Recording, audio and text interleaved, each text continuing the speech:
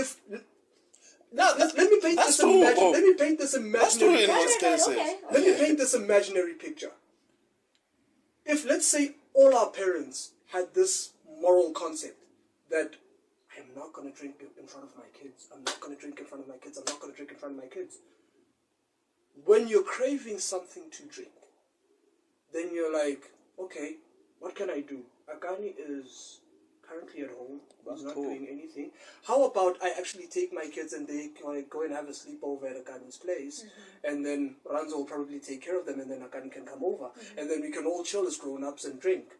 Therefore, my kids will not see the impact of what drinking alone has on me. As much as they may be curious, not the problem.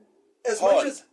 No, here's the point that I'm trying to make. As much as I'm not trying to make this imaginary world where these kids will not see, should I say, the weaknesses of what alcohol can do to a grown-up and so on and so forth. So, in a way, when we were watching those things, you were doing research.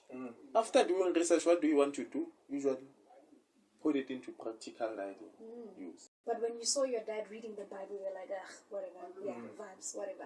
Why doesn't your brain allow you? That's what I'm saying. You know why? The Bible, like, you know, watching Bo Generation, was this chick, Sharon, there was somewhere, Bashapana Kamala, Shabakukana, those kitchen sex and everything.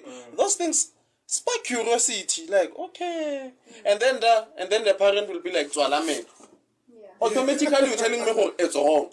And as a kid, once you start being like, it's wrong, without explaining and without telling me why it's wrong, automatically I'll want to do that thing. Because I want to know, okay, why is it wrong? There's something fun or nice about this thing. Let me just go in, you see.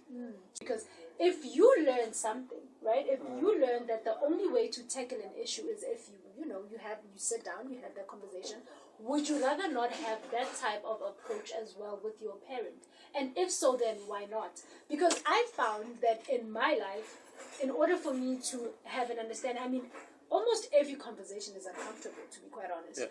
But if you try and tackle it any way that you can, even if you tackle it, maybe for a whole week, it doesn't have to be all at once. So, but isn't it insane how the brain is suddenly selective when it comes to those things?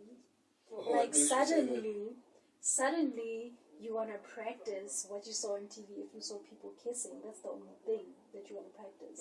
Suddenly, right? And suddenly you want to practice drinking alcohol. Our parents are also recovering from their own generational trauma. So we can't put all the pressure on them to do You have to open the dialogue. You have to start the dialogue. Life